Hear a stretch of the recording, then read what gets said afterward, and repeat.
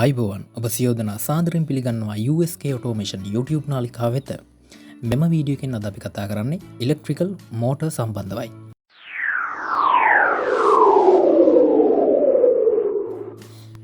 හොඳයි, අද අපි මේ වීඩියෝකින් කතා කරන්නේ බ්‍රමක යන්ත්‍ර එහෙමත් නැත්නම් මෝටර් සම්බන්ධවයි. කර්මාන්ත ශාලාවකදී විවිධ වර්ගයේ මෝටර් අපිට හම්බ වෙනවා. ඒ අතරින් අපිට ප්‍රධාන වශයෙන්ම සම්පීඩනය කරන ලද එහෙම නැත්නම් කම්ප්‍රෙස් කරන කම්ප්‍රෙස් එයා එකකින් කරකෙන මෝටර් හම්බ වෙනවා. ඒවට අපි නියුමැටික් මෝටර් කියලා කියනවා.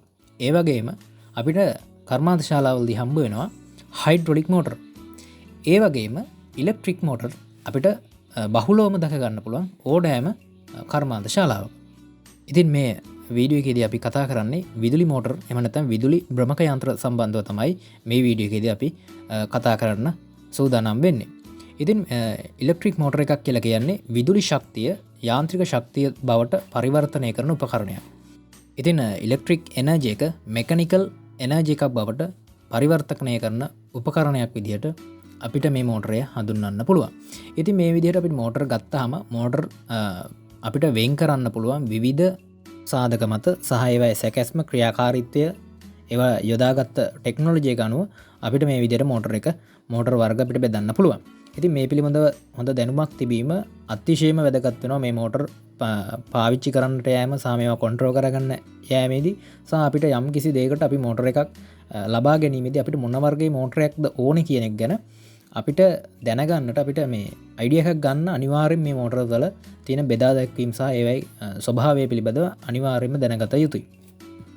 ඉතින් අපිට මේ මෝටර් අපිට ප්‍රධාන වශයෙන්ම දෙකකට වෙන් කරන්න පුළුවන් එහි භාවිතා කරන වෝල්ට් කරන්ට් එක මත. ඉතින් ඔබට පේනවා මේ දෙකකට වෙන් කරාට පස්සේ DC මෝටර සහ AC මෝටර කියලා වර්ග දෙකකට බෙදලා දක්වන්න පුළුවන්. ඉතින් මේ DC මෝටර කියලා කියන්නේ ඩිරෙක්ට් කරන්ට් එකකින් වැඩ කරන DC කරන්ට් එකකින් වැඩ කරන මෝටර.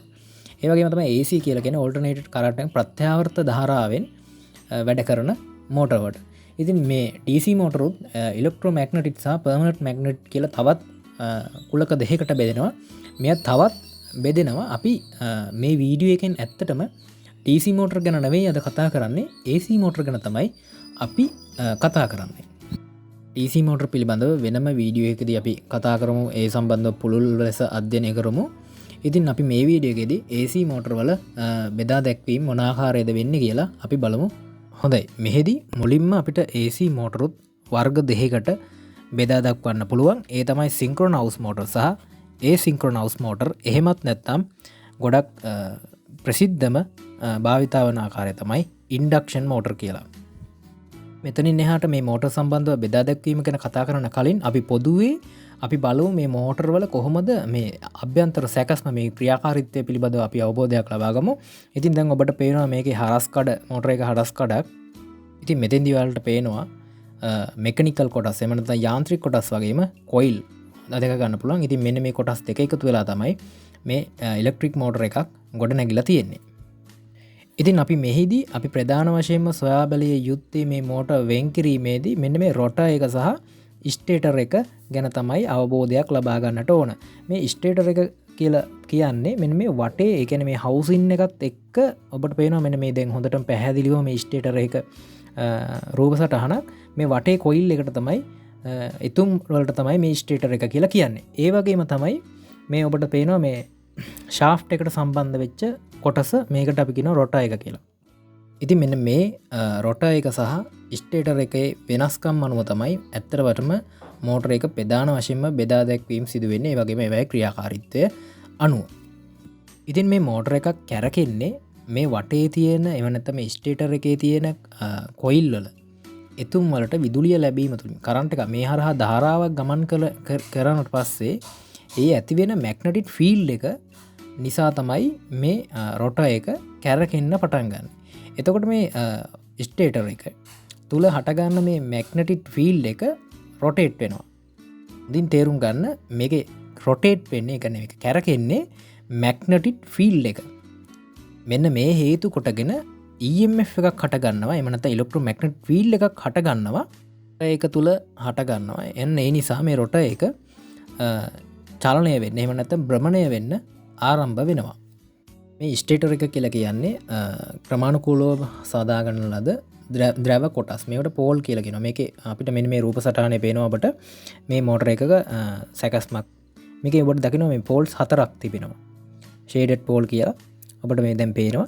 ඉතින් මෙන්න මේ පෝල් සංඛ්‍යාව වැදගත් වෙනවා. ඒක මෝටරින් මෝටරයට විවිධ මෝටරවල විවිධ අග සංඛ්‍යාවන් තිබෙනවා මේ පෝල් සංඛ්‍යාව. ඒක අදාළ මෝටර එකේ ඩේටා ෂීට් එකේ හරි එහෙම නැත්නම් අපිට මේ මෝටර් නම්බර් ප්ලේට් එකේ මේක සම්බන්ධ සඳහන් කරලා තියෙනවා මේ පෝල් ගාන.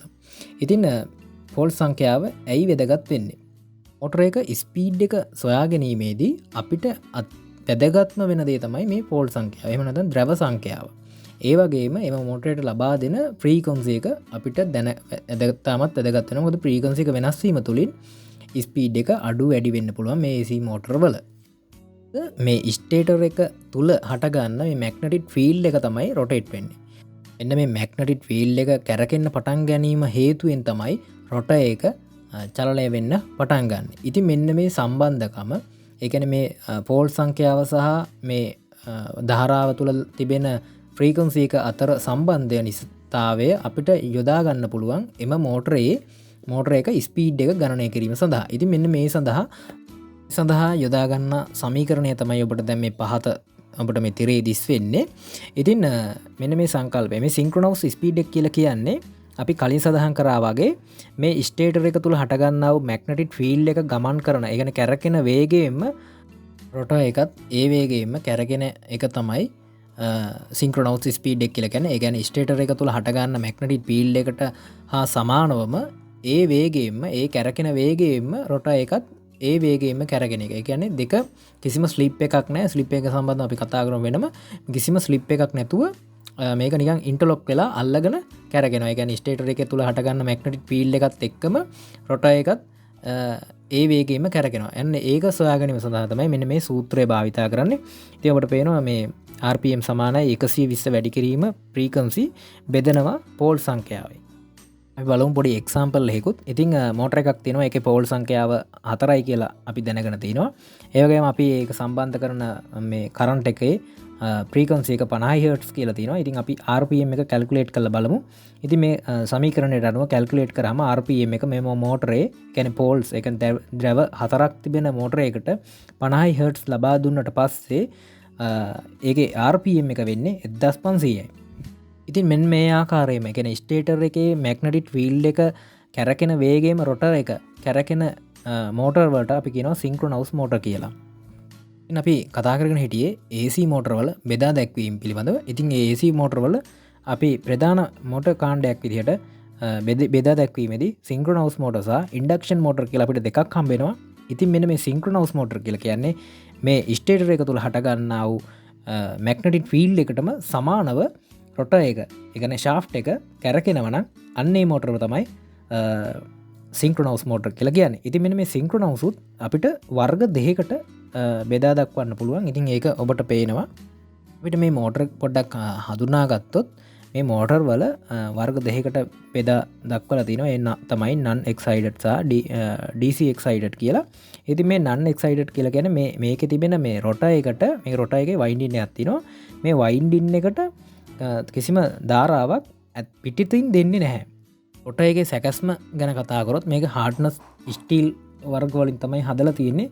ඔබට ඒකෙත් පේනවා වර්ග 3ක් තිබෙනවා. ඉතින් අපි බලමු දැන් මේ DC excited කියන සින්ක්‍රොනස් මෝටර් එක පිළිබඳව. ඉතින් මේ මෝටර් එක අපිට දැක ගන්න පුළුවන් ඉතා විශාල මිල් යන්ත්‍ර එහෙම නැත්නම් ඇබරුම් යන්ත්‍ර සඳහා භාවිතා කරන මෝටර් එකක් විදිහට අපිට මෙන්න මේ DC excited මෝටර් එක හඳුන්වන්න පුළුවන්. මේවා ඉතා විශාල මෝටර් වශයෙන් අපිට දැක ගන්න පුළුවන්. ඉතින් මේකේ විශේෂත්වය තමයි මේ රොටර් එකට බාහිරින් විදුලිය දෙනවා. ඒක DC වෝල්ටේජ් එකක් DC කරන්ට් එකක් තමයි දෙන්නේ. එන්න මේ DC සප්ලයි එක අපි පිටිතින් වෙනම පවර් සප්ලයි එකකින් ලබා දෙන මෝටරුත් තියෙනවා. ඒ වගේම විශේෂයෙන්ම බහුතරයක් අපිට දැක ගන්න පුළුවන් වෙන්නේ එම මෝටරේම ෂාෆ්ට් එකට. ඒ කියන්නේ මේ මහා මෝටරේම ෂාෆ්ට් එකට DC ජෙනරේටර් එකක් සම්බන්ධ කරලා තියෙනවා. ඔබට දැන් මේ රූප සටහනේ පේනවා මේ DC මෝටර් එක සම්බන්ධ කරලා තියෙන ආකාරය. ඒ කියන්නේ මේ DC ජෙනරේටර් එක. මෙන්න මේ DC ජෙනරේටර් එකෙන් ලබා ගන්න ධාරාව තමයි මේ රොටර් එකට ලබා දීලා තියෙන්නේ. ඉතින් මෙන්න මේකේ තියෙනවා ස්ලිප්. ස්ලිප් ප්‍රින්ට් වලින් තමයි මේ සම්බන්ධ කිරීම කරන්න. මේ ස්ලිප් ප්‍රින්ට් කියලා කියන ඇතුළුම් මිදු කියලා අපි සිංහලෙන් හඳුන්වනවා. ඉතින් මේකේ තියෙන මේක තබරවුමක් මේක වෙන් කරලා තියෙනවා ෂාෆ්ට් එකට සම්බන්ධ නොවන විදිහට පරිවාරක යොදලා. ඒ වගේම මේක ඇතුල් වෙන්න අපි කියනවා බ්‍රෂ් කියලා. මේකේ බ්‍රෂ් ගැන පොඩ්ඩක් කතා කරොත් මේකේ සාමාන්‍ය අපි භාවිතා කරන මෝටර වලට භාවිතා කරන බ්‍රෂ් අපි දැකලා තියෙනවා. ඒක කාබන් ගතිය වැඩි ඉතා ඉක්මනින් ගෙවෙන විදිහට තමයි සකසලා තියෙන්නේ. ඒත් මේවයි භාවිතා කරපු බ්‍රෂ් ගත්තොත් ඒක තබ මිශ්‍රිත තබ ප්‍රතිශතය වැඩි කළා තමයි හදලා තියෙන ගෙවීම යම් තා ප්‍රමාණයට අඩු වෙන විදිහට. තවදුරටත් මේ මෝටර එක ගැන හඳුන්වා දුන්නොත් සින්ක්‍රොනස් මෝටර ගණයට අයිති වෙන මෝටර එකක් නිසා ඔබ දන්නව දැනටමත් සින්ක්‍රොනස් කියලා කියන්නේ මේ ස්ටේටර් එක තුල හටගන්න මැග්නටික් ෆීල්ඩ් එකට සමාන වේගයකින් තමයි මේ රොටර් එක කැරකෙන්න පටන් ගන්න. ඒත් මේ මෝටර එක ආරම්භයේදී පටන් ගන්නේ එක හා ඒ කියන්නේ ස්ටේටර් එකේ මැග්නටික් ෆීල්ඩ් එකට වඩා ස්ලිප් වෙලා තමයි මේ රොටර් එක ආරම්භ වෙන්නේ. ඒකට හේතුව තමයි අපි කිව්වා මේකේ මේ ෂාෆ්ට් එකටම සම්බන්ධ කරන ලද DC ජෙනරේටර් එකකින් තමයි ඒක තියෙන රොටර් එකේ වයින්ඩින් එකට DC කරන්ට් එක ලබා දෙන්නේ.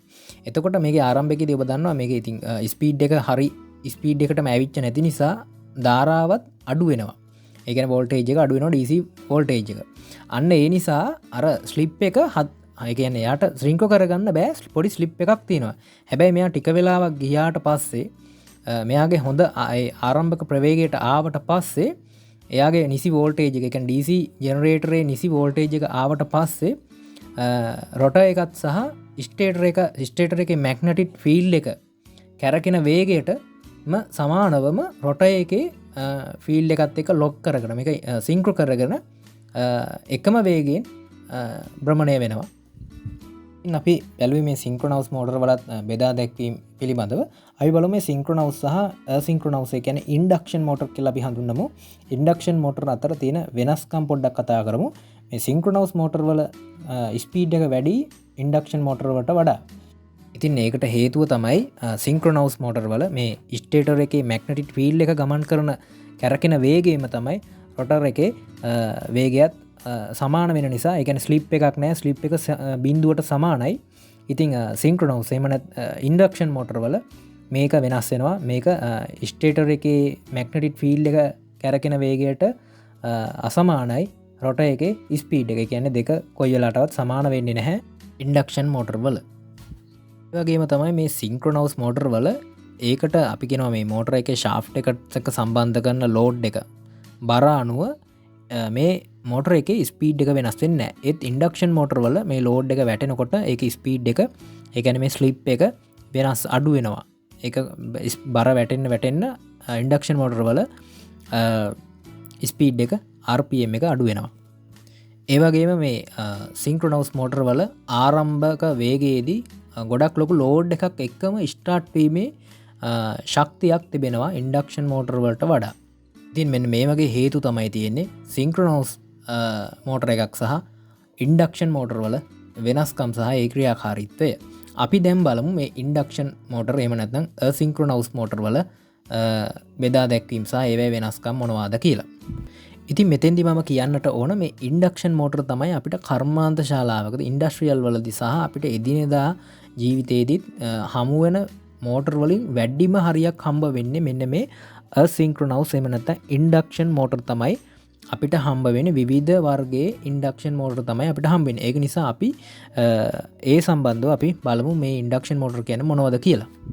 ඉන්ඩක්ෂන් මෝටර් ප්‍රධාන වශයෙන්ම අපිට වර්ග දෙකකට වෙන් කරන්න පුළුවන්. ඒ තමයි සිංගල් පේස් සහ ත්‍රී පේස් කියලා වර්ග දෙකකට. අපි මේකදී මුලින්ම බලමු සිංගල් පේස් මෝටර් සම්බන්ධව. ඔබට දැන් පේනවා මේ සිංගල් පේස් මෝටර් වලත් විවිධ වර්ග තියෙනවා. ඔබට මේ මෝටර එකක සැකස්මක් තිබෙනවා. වටේ ස්ටේටර් එක තියෙනවා. ඒ වගේම මැද රොටර් එක තිබෙනවා. ඉතින් මේ රොටර් එක ගොඩක් ඇලුමිනියම් වලින් තමයි හදලා තියෙන. ඇලුමිනියම් තහඩු ප්ලේට් එකට සම්බන්ධ කරලා අනතුරුව එන් කැප් දෙකක් ගහලා තිනවා. ඒකෙන් තමයි ලොක් කරලා මේ තහඩු ටික එහෙම නැත්නම් මේ ඇලුමිනියම් ප්ලේට් ටික තද කරලා රඳවලා තියෙන්නේ. ඔබට පේනවා මේ ස්ටාර්ටින් මෙතඩ් එක අනුව තමයි මේ සිංගල් පේස් මෝටර් ටික අපි බෙදා දක්වලා තියෙන්නේ. ඔබට පේනවා රෙසිස්ටන්ට් ස්ටාර්ට් එක අපි කියනවා ස්ලිප් රින් කියලා කැපැසිටර් ස්ටාර්ට් ඒ වගේම පර්මනන්ට් කැපැසිටර් ස්ටාර්ට් රන් ඒ වගේම ෂේඩ් ෆෝල් ඒ වගේම යුනිවර්සල් මෝටර් කියලා තියෙනවා මේක යුනිවර්සල් මෝටර් එක මේ ඒ සිංගල් පේස් පැත්තට වගේම DC මෝටර් පැත්තරත් අපිට මේක යොදවන්න පුළුවන් අපි පිළිබඳව මේ එකින් එක මේ පිළිබඳව අපි කතා කරමු මුලින්ම බලමු මේ රෙසිස්ටර් ස්ටාර්ට් මෝටර් කියලා මේකට අපි තවත් නමකින් හඳුනනවා ස්ලිප් ෆේස් මෝටර් කියලා වැරද්දක් තිබෙනවා මේ අපි හදපු එකේ ස්ලිප් රින් කියලා තියෙනවා මේක වැරදි ඒක අපි හදනකොට එක වැරදීමක් එක ගැන සමාවිල්ලනවා අපෙන් ස්ලිප් රින් නෙවෙයි ස්ලිප් පේස් තමයි හරි නම ඉතින් මේකෙදි වෙන්නේ ඉතින් සිංගල් පේස් මෝටර් එකක වයින්ඩින් දෙකක් අපිට ප්‍රධාන වශයෙන්ම දෙක ගන්න පුළුවන් ස්ටාර්ටින් වයින්ඩින් එක සහ රනින් වයින්ඩින් එක කියලා ඉතින් මෙන්න මේ වයින්ඩින් දෙක සම්බන්ධ වෙන ආකාරය සහ ඒකට සම්බන්ධ වෙන කැපැසිටර් ස්විච් මෙන්න මේ විදිහට තමයි මේවා බෙදා දක්වන්නේ. ඉතින් මෙන්න මේ අපි කතා කරන මේ ස්ලිප් පේස් මෝටර් එකේ කිසිම කැප් එකක් සම්බන්ධ කරලා නැහැ. සමහර ඒවා මේ සෙන්ට්‍රිෆුගල් එකක් තියෙනවා. අපි බලමු මේ සෙන්ට්‍රිෆුගල් ස්විච් එකක් කියලා කියන්නේ මොකක්ද කියලා. මේකට කියනවා කේන්ද්‍ර අපසාරී බලය යොදාගෙන ක්‍රියාත්මක වෙන ස්විච් එකක් කියලා. ස්විච් එකේ ක්‍රියාකාරීත්වය බැලුවොත් මේක මෝටර් එකක ෂාෆ්ට් එකකට තමයි සම්බන්ධ කරලා තියෙන්නේ. දැන් ඔබට මේ රූපේ පේනවා ඒක. ඉතින් මේකෙදි වෙන්නේ මෝටරයක් ආරම්භක වේගය කියන්නේ එයාගේ 175ක් විතර ලං වුණාට පස්සේ මේ ස්විච් එක ඕපන් වෙනවා. ඒ කියන්නේ මේක ඩිස්කනෙක්ට් වෙනවා මේ පාත් එක. මේ ස්විච් එක මගින් මේ ස්ටාර්ටින් කොයිල් එකට සම්බන්ධ කරලා තිනවා. මෙයාට මුලින්ම සප්ලයි දුන්නට පස්සේ මෝටර එක කැරකෙන්න පටන් ගන්නවා මේ ස්ටාර්ටින් වයින්ඩින් එකේ ෆීල්ඩ් එක නිසා. ඉතින් මේක ඒ කියන්නේ මේ මෝටර එකේ වේගය 170ක් 75ක් වගේ ලං වෙනකොට මේ සෙන්ට්‍රිෆුගල් ස්විච් එක ඩිස්කනෙක්ට් කරනවා මේ ස්ටාර්ටින් වයින්ඩින් එක. එතකොට රනින් වයින්ඩින් එකෙන් එතනින් එහාට මෙයා කැරකෙන්න පටන් ගන්නවා. ඉතින් ඒක තමයි මේ ස්විච් එකෙන් කරන්නේ. ඉතින් අපි බලමු මේ මෝටර එකටත් ඒ විදිහට සම්බන්ධ කරලා මේ ස්ටාර්ටින් වයින්ඩින් එක ක්ලෝස් කරලා දානවා. ඒ කියන්නේ මේ ඩිස්කනෙක්ට් කරලා දානවා. එයාගේ ආරම්භක ප්‍රවේගයට ආවට පස්සේ. ඉතින් මේ වගේ මෝටර් වලට ලොකු ටෝක් එකක් ගන්න බෑ. ඒ කියන්නේ ආරම්භක ලොකු ස්ටාර්ටින් ටෝක් එකක් ගන්න බෑ. මේවා තියෙනවා අපි දැකලා තියෙනවා පෑන් වල ඒ වගේම පොඩි බ්ලෝවර් වල වගේ මේ මෝටර්ස් තමයි භාවිතා වෙන්නේ. ඉන්න අනතුරුව බලමු මේ කැපැසිටර් ස්ටාර්ට් මෝටර් එකක් ගැන. මේ කැපැසිටර් ස්ටාර්ට් මෝටර් වල වෙන්නේ කැපැසිටර් එක භාවිතා කරලා ස්ටාර්ට් කරනවා. මෙන්න මේකෙත් තියෙනවා අර සෙන්ට්‍රිෆුගල් ස්විච් එකක්. ඉතින් මේකෙදි වෙන්නේ මේ ස්ටාර්ටින් වයින්ඩින් එකට සීරියස් සම්බන්ධ කරලා තියෙන කැප් එක එයාගේ මෝටර එක ආරම්භකයේදී මේක මේ ස්විච් එක මගින් සම්බන්ධ කරලා තියෙන්නේ. මෙයාගේ ආරම්භක වේගය හරි වේගයට ආවට පස්සේ මේ කේන්ද්‍ර අපසාරී බලය නිසා මෙන්න මේ ස්විච් එක ඩිස්කනෙක්ට් වෙනවා. මෙන්න මේ මෝටර වලට කියනවා. එතකොට මේක රන් වෙනකොට මේකේ කැප් එක සම්බන්ධ වෙන්නේ නැහැ. මේ මෝටර් වලට අපි කියනවා කැපැසිටර් ස්ටාර්ට් මෝටර් කියලා. අනතුරුව අපි බලමු පර්මනන්ට් කැපැසිටර් මෝටර්. ඉතින් අපිට ගොඩක් එදිනදා ජීවිතේදී හම්බ වෙන මෝටර්ස් වල මෙන්න මේ පර්මනන්ට් කැපැසිටර් මෝටර් තමයි අපිට තියෙන්නේ. මේකෙදි කිසිම ස්විච් එකක් නැහැ. ඒ කියන්නේ සෙන්ට්‍රිෆුගල් ස්විච් එකක් භාවිතා කරලා නැහැ. ස්ටාර්ටින් කොයිල් එකට සීරියස් කරලා කැප් එක සම්බන්ධ කරලා තිනවා. ඉතින් මේකේ ස්ටාර්ටින් වයින්ඩින් එක රෙසිස්ටන්ස් අගෙන් වැඩි. මේ වගේ මෝටර්ස් අපිට පෑන් වල ඒ වගේම සිවිලින් පෑන් වල ඒ වගේම වෝටර් පම්ප් වල පොඩි වෝටර් පම්පින් මෝටර් වල අපිට දැක ගන්න පුළුවන් මේ පර්මනන්ට් කැපැසිටර් මෝටර්. හොඳයි ඉන්න අනතුරුව අපි බලමු මේ කැපැසිටර් ස්ටාර්ට් කැපැසිටර් රන් ඉන්ඩක්ෂන් මෝටර් සම්බන්ධව. ඉතින් මෙන්න මේකෙදි මේ මෝටර් වල කැපැසිටර් දෙකක් අපිට දැක ගන්න පුළුවන්. ඒ තමයි රනින් කැපැසිටර් එක වගේම ස්ටාර්ටින් කැපැසිටර් එක. ඉතින් මේ ස්ටාර්ටින් කැපැසිටර් එක ෆුගුවල් ස්විච් එකක් කරහා සම්බන්ධ කරලා තිනවා. එයා ස්ටාර්ටින් වෙලා මේ ස්ටාර්ටින් කැපැසිටර් එක ඩිස්කනෙක්ට් කරලා දානවා. වගේම තව කැපැසිටර් එකක් තියෙනවා ස්ටාර්ටින් වයින්ඩින් එකට සම්බන්ධ කරලා ඒක රනින් කැපැසිටර් එක කියලා අපි හඳුන්වනවා. ඉතින් මේ වගේ මෝටර් වල ආරම්භක ටෝක් එකත් වැඩි, ඒ වගේම ස්පීඩ් එකත් වැඩි. ඉතින් මේ වගේ මෝටර් අපිට දැක ගන්න පුළුවන් බහුකාර්ය වඩු මැෂින් වල සිංගල් පේස් එකකින් වැඩ කරන මෝටර් වල අපි මේ වගේ ස්ටාර්ට් ඇන් රනින් කැපැසිටර් තියෙන මෝටර් දැක ගන්න පුළුවන්. අතුරුව අපි බලමු ෂේඩඩ් පෝල් මෝටර් වලට. ඉතින් මේක හරි සරල මෝටර් එකක්.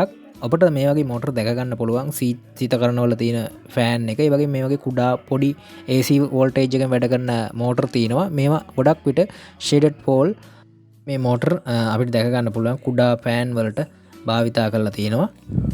අපි මේ ෂේඩින් කොයිල් සම්බන්ධව අපි කන්ටැක්ටර් සම්බන්ධ කරන්න වූ වීඩියෝ එකේදී විග්‍රහ කරා. ඔබට ෂේඩින් කොයිල්ස් එක සම්බන්ධව දැනගන්න එම වීඩියෝ එක බලන්න කියලා මම ආරාධනා කරනවා. අනතුරු අපි කතා කරන්න සූදානම් වෙන්නේ මේ යුනිවර්සල් මෝටර් සම්බන්ධව. ඉතින් මේක AC මෝටර් එකක් නොවෙයි. මේක DC මෝටර් කියන කුලකයටත් ගන්න පුළුවන්. මොකද AC සහ DC කියන දෙකෙන්ම මේ මෝටර් එක වැඩ කරනවා. ඉතින් ඒ වගේම අපිට ගොඩක් උපකරණවලදී අපිට එදිනදා ජීවිතයේදී මේක දැක ගන්න පුළුවන්. උදාහරණයක් විදිහට ගත්තොත් ග්‍රයින්ඩර්ස් වලට, ඒ වගේම බ්ලෙන්ඩර් වල, ඒ වගේම ඩ්‍රිල් මැෂින් වල ඒ වගේ මේ යුනිවර්සල් මෝටර් තමයි ඇත්තරම අපිට ගොඩක් එදිනදා ජීවිතයේදී සාමාන්‍ය උපකරණවලදී හමු වෙන්නේ. ඉතින් මේක හයි ටෝක් එකක් ගන්න, ඒකම හයි ස්පීඩ් එකක් තියෙනවා. ඉතින් මෙන්න මේ වගේ හේතු කාරණා නිසා මේ මෝටර් එක ඉතාමත් ජනප්‍රියයි. ඉතින් මේකේ ආමේචර් එකක් තියෙනවා. ඒ වගේම මේකේ කොමියුනිකේටර් එකක් එක්ක මේ ආමේචර් එකේ කොයිල් ටික කොමියුනිකේටර් එකක් කරහා බ්‍රෂ් වලින් ෆීල්ඩ් කොයිල් වලට සම්බන්ධ කරගෙන තමයි මේකේ වයරින් එක තියෙන්නේ. ඔබට දැන් ඒකේ පේනවා ඩයග්‍රෑම් එක. මෝටර් එකේ තියෙන විශේෂත්වය තමයි AC සහ DC කියන දෙකෙන්ම වැඩ කරනවා. ඒ වගේම හයි ස්ටාර්ටින් ටෝක් එකක් වගේම හයි ස්පීඩ් එකකින් මේ මෝටර් වැඩ කරන්න පටන් ගන්නවා. ඉතින් ඒ තමයි යුනිවර්සල් මෝටර් එක. හොඳයි, දැන් අපි බැලුවේ සින්ක්‍රොනස් මෝටර් එකක ස්පීඩ් එක කැල්කුලේට් කරගන්න ආකාරය. ඒත් මේ සමීකරණයම අපිට භාවිතා කරලා ඉන්ඩක්ෂන් මෝටර් එකක එහෙම නැත්නම් සින්ක්‍රොනස් මෝටර් එකක අපිට ස්පීඩ් එක කැල්කුලේට් කරගන්න බෑ. මොකද මේ ඉන්ඩක්ෂන් මෝටර් වල ස්ලිප් එකක්, ඒ කියන්නේ බාධකයක් තිබෙනවා රෝටර් එක සහ ස්ටේටර් එකේ මැග්නට් ෆීල්ඩ් එක කැරකෙන වේගය හා වේගයත් සමග. ඉතින් මෙන්න මේ සඳහා ස්ලිප් එක අපිට හොයාගන්න අපිට මෙන්න මේ වගේ සූත්‍රයක් භාවිතා කරන්න පුළුවන්. ඒ තමයි මේ සින්ක්‍රොනස්, ඒ කියන්නේ ස්ටේටර් එකේ මැග්නටික් ෆීල්ඩ් එක ගමන් කරන කැරකෙන වේගය අඩු කරනවා රොටර් එකේ ස්පීඩ් එක. අතත් ඒක බෙදනවා සින්ක්‍රොනස් ස්පීඩ් එක එහෙම නැත්නම් ස්ටේටර් එකේ මැග්නටික් ෆීල්ඩ් එක රොටේට් වෙන වේගයෙන් ඒක වැඩි කරනවා 100ට. ඒ උත්තරේ 100ට වැඩි කරාම අපිට ප්‍රසන්ටේජ් එකක් එහෙම නැත්නම් 100ට අගයක් ලෙස අපිට මේ ස්ලිප් එක හොයාගන්න පුළුවන්. ඉතින් මෙන්න මෙතෙන්දී රොටර් ස්පීඩ් එක අපි හොයාගන්නේ කොහොමද? මේ රොටර් ස්පීඩ් එක හොයාගන්නේ RPM මීටර් තියෙනවා. මේ RPM එක ඩිටෙක්ට් කරන මීටර් එකක් අපි මේ මෝටර් එකේ ෂාෆ්ට් එකට සම්බන්ධ කරලා, ඒ කියන්නේ මේ බොහෝ විට මේක ආලෝකයෙන් තමයි ක්‍රියාත්මක වෙන්නේ. එහෙම නැත්නම් රොටරි එන්කෝඩර්ස් භාවිතා කරලා මනිනවා. ඉතින් බොහෝ විට භාවිතා වන්නේ ආලෝකය මගින්. ඉතින් මෙන්න මේ විදිහට ලබා ගන්න ස්පීඩ් එක තමයි මෙතෙන්ට මේ රොටර් ස්පීඩ් එක කියලා අපි ගන්නෙ. ඉතින් ඒක තමයි සත්‍ය වශයෙන්ම මේ මෝටරේ කැරකෙන ස්පීඩ් එක. උදාහරණයක් විදිහට මෙන්න මේ මෝටර් එකක දත්ත අඩංගු කරන ලද මේ ප්ලේට් එක බැලුවාම ඒකේ RPM එක කියලා සඳහන් කරලා තියෙන්නේ මෙන්න මේ ඇත්ත එක කැරකෙන ස්පීඩ් එක තමයි මෙහෙම මෙයාලා සලකුණ කරලා තියෙන්නේ. ඉතින් ඔබට දැන් පේනවා මෙන්න මේ මෝටර් එකේ 50 හර්ට්ස් වලදී RPM එක වශයෙන් 1488ක් තමයි තියෙන්නේ. ඉතින් අපිට මෙම මෝටරේ ෆෝල් ගාන හොයාගන්න බෑ. ඒක නිසා අපි මෙන්න මේ උඩ තියෙන මේ මෝටර් එකේ කෝඩ් එක භාවිතා කරලා අපි මේකේ ඩේටා ෂීට් එක ඩවුන්ලෝඩ් කරගත්තා. ඒකෙදි අපිට බලා ගන්න පුළුවන් මේක ෆෝල් 4කින් යුක්ත මෝටරයක්. ඉතින් මේ ෆෝල් 4කින් යුක්ත මෝටරය 50 හර්ට්ස් වලදී කැරකෙන්න ඕන 1500යි. හැබැයි මේකේ සඳහන් කරලා තියෙන විදිහට කැරකෙන්නේ 1488යි. ඉතින් මේක අපි ස්ලිප් එක කැල්කුලේෂන් කරලා බැලුවොත් අපිට එනවා 0.8ක් වශයෙන්. ඉතින් මේ 0.8 තමයි මේ මෝටර එකේ ස්ලිප් එක. මේ අගය 0.8ක් කියලා කියන්නේ ඉතාමත් හොඳයි මේ මෝටර එකේ. ඉතින් සාමාන්‍ය විදිහට ගත්තොත් 102 සහ 106 දක්වා මේ වගේ ස්ලිප් එකක් අපිට විවිධ මෝටර වල දැක ගන්න පුළුවන්. ඉතින් මේ මෝටර එකේ කැල්කුලේෂන් වලට නම් අපිට එන්නේ 0.8ක් වගේ. මේ මෝටර එක ස්ලිප් එක අතින් ඉතාමත් හොඳ තැනක තිබෙන මෝටර එකක් කියලා කියන්න පුළුවන්. අපි දැන් කතා කරේ සිංගල් පේස් මෝටර සම්බන්ධව. ඉතින් ඉන්ඩක්ෂන් මෝටර් වල ෆ්‍රී පේස් මෝටර් වල අපිට වර්ග කිහිපයක් දකින්න පුළුවන්. ඒ වයින්ඩින් එකෙන් ගන්න පුළුවන් ස්ටාර් ඩෙල්ටා ආකාරයට, ඒ වගේම පෝල් චේන්ජින් විදිහට. ඒ වගේම තමයි මේ රොට එකේ තියෙන වෙනස්කම් නිසා මේක ප්‍රධාන වශයෙන් වර්ග දෙකකට වෙන් කරලා තියෙනවා. ඒ අනුව අපිට ස්කරල් කේජ් රොට විදිහටත් වෙන් රොටර් එහෙම නැත්නම් ස්ලිප් රින් රොට විදිහටත් දාන වර්ග දෙකකට රොට එකේ ස්වභාවය අනුව සැකස්ම අනුව වෙන් කරලා තියෙනවා. ඉතින් අපි බලමු මේ වෙන් රොටර්ස් නැත්නම් ස්ලිප් රින් මෝටර්ස් පිළිබඳව. මේකේ ආමේචර් එකේ වයින්ඩින් එකක් තියෙනවා. මේ ආමේචර් එකේ වයින්ඩින් එකෙන් මේ වයින්ඩින් එතුම් ටික එළියට අරගෙන තියෙනවා ස්ලිප් රින් හරහා. ඉතින් ඒක හින්දා තමයි මේකට ස්ලිප් රින් ඉන්ඩක්ෂන් මෝටර් කියලා කියන්නේ. ඉතින් මෙන්න මේකේ තියෙන විශේෂත්වය තමයි මේ එළියට අරගෙන මේක මේ දැන් අපිට පේනවා මේකේ වයරින් ඩයග්‍රෑම් එක රෙසිස්ටර් පද්ධතියකට සම්බන්ධ කරලා තියෙනවා. මන්න මේ හේතුවෙන් ආරම්භ කරන මේ මෝටර එක ආරම්භ කරනකොට ලබා ගන්න කරන්ට් එක මෙන්න මේ රෙසිස්ටර් පද්ධතිය නිසා අපිට ඒ කියන්නේ වේරියබල් රෙසිස්ටර් දාලා අපිට මේක අඩු වැඩි කරගන්න පුළුවන්. එතකොට ආරම්භක කරන්ට් එක අපිට පාලනය කරගන්න පුළුවන්. ඒ වගේම තමයි ස්පීඩ් එකත් මේක වෙනස් කරගන්න පුළුවන්. මේ මෝටර වල තියෙන තවත් විශේෂත්වය තමයි මේ අපේ ස්කරල් ගේජ් රොටර් මෝටර් වලට වඩා හයි ස්ටාර්ටින් ටෝක් එකක් තියෙනවා. ඒ වගේම තමයි ලෝ ස්ටාර්ටින් කරන්ට් එකක් තියෙනවා ස්ක්වයරල් කේජ් රොටරි මෝටර් වලට වඩා. අනතුරුව බලමු මේ ස්ක්වයරල් කේජ් රොටර් එක මේක වයින්ඩින් එකක් නැහැ. මේ වයින්ඩින් එක වෙනුවට තියෙන ඇලුමිනියම් හෝ තඹ තහඩු ඒ කියන්නේ පත්‍ර එකට එකතු කළ මේ හැඩයකට අපිට මේ දැන් පේනවා මේ රොටර් එකේ ස්වභාවය පැත්ත එන් කැප් කරලා තියෙන්නේ. ඒ කියන්නේ මේක මේ හරහා හටගන්නා මැග්නටික් ෆීල්ඩ් එක දෙපැත්ත ෂෝට් කරලා තමයි මේ තියෙන්නේ. එතකොට ඒ අපි මේ ලේන් කූඩු රොටර් එක කියලා කියනවා. මේම නැත්නම් ස්ක්වයරල් කේජ් රොටර් එක කියලා කියනවා. ඉතින් මේ විදිහට මේ 3 phase ඉන්ඩක්ෂන් මෝටරුත් අපිට වර්ග දෙකකට බෙදා දක්වන්න පුළුවන් මේ රොටර් එක අනුව. ඒ වගේම වයින්ඩින් එක අනුවත් පෙර සඳහන් කරා වගේම ස්ටා ඩෙල්ටා සහ පෝල් චේන්ජින් වශයෙන්ුත් අපිට වෙන් කරලා දක්වන්න පුළුවන්. මෝටර් කන්ට්‍රෝලින් පිළිබඳව වූ පාඩම් මාලාවේ පළවෙනි වීඩියෝ එක වශයෙන් තමයි අද අපි මේක ඔබට ගෙනහැර දැක්වේ. ඉතින් මෝටර් කන්ට්‍රෝලින් පාඩම් වලට යන්න කලින් මෝටර් කන්ට්‍රෝලින් පිළිබඳව අවබෝධයක් ලබා ගන්න කලින් මේ මෝටර් වල බෙදා දැක්වීම මොන ආකාරයෙන්ද සිදුවෙන්නේ කියලා මනා අවබෝධයක් තිබීම මම හිතනවා ඉතාමත් පිටුවහලක් වෙනවා ඉදිරි කටයුතු වලට. ඉතින් ඒ නිසා තමයි අපි මේ මෝටර් වල විවිධාකාර බෙදා දැක්වීම විවිධ වෙනස්කම් සහ ඒවයි සැකස්ම පිළිබඳව ඒවයි භාවිතා කරලා තියෙන ටෙක්නොලොජි එක පිළිබඳව අපි මේ වීඩියෝ එකේදී කතා කළේ. ඉතින් මම හිතනවා ඔබට යම්කිසි අවබෝධයක් ලැබෙන්නට ඇති කියලා මේ AC මෝටර් වල බෙදා දැක්වීම සහ ඒවයි තියෙන ටෙක්නොලොජි එක ගැන. ඉතින් මෙවැනිම වීඩියෝ එකකින් අපි නැවතත් හමු වෙමු. ගිහින් එන්නම් ඔබ සියලු දෙනාට ජය වේවා.